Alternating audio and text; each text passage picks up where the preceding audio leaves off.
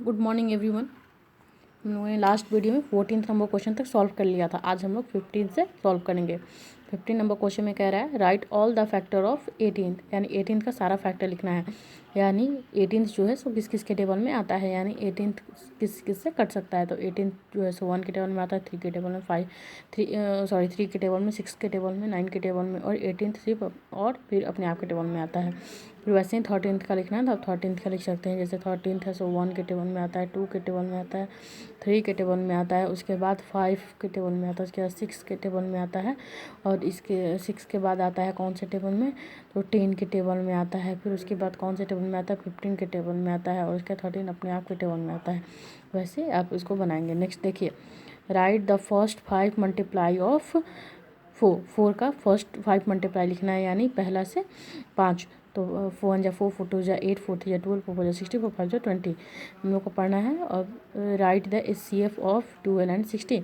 12 और 16 का हमको HCF निकालना है। HCF मीन्स होता है हाईएस्ट कॉमन फैक्टर, यानी वैसा कौन सा डिजिट है, ठीक है, यानी वैसा कौन सा, जैसे 1 2 3 4 ऐसा कौन सा डिजिट है जिसमें 12 और 18 आता है, वैसा कौन सा टेबल है जिसमें 12 भी आता हो और 16 भी आता हो। ओके,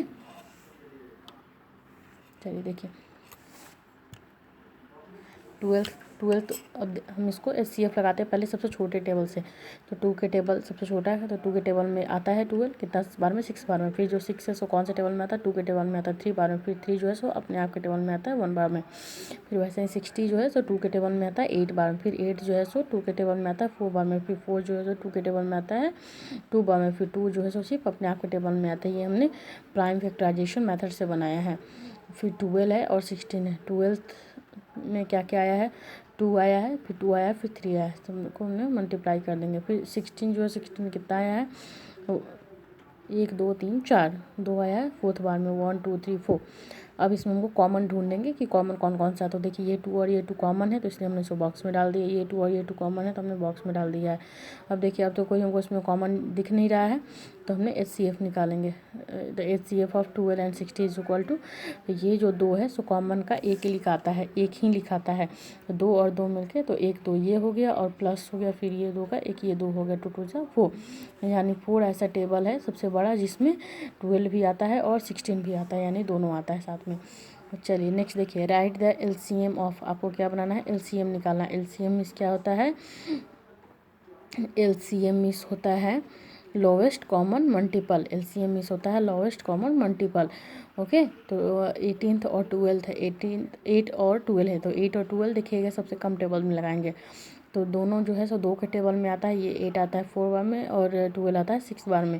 फिर ये 4 और 6 आता है 2 के टेबल में कितना बार में, 2 बार में, और ये 6 आता है 3 बार में। अब हम लोग अब देखिए ये 2 और 3 जो है सो अब तो ये सिर्फ अपने आप के टेबल में ही आता है, तो छोड़ देंगे। चलिए LCM of 8 and 12 is equal to 2 into 2 into 2 into 3।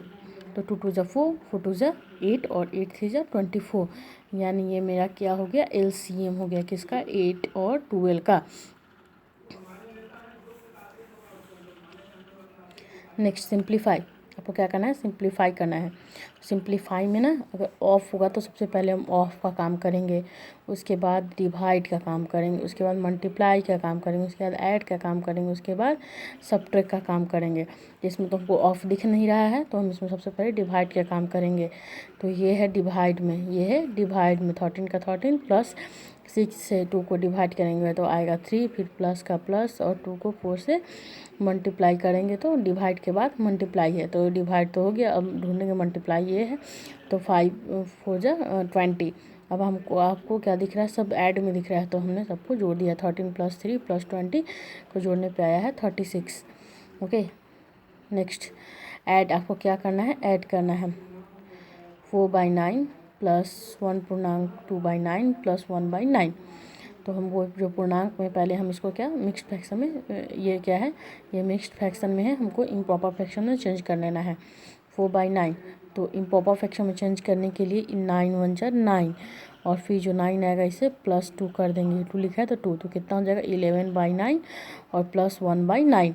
Okay, ये 9 का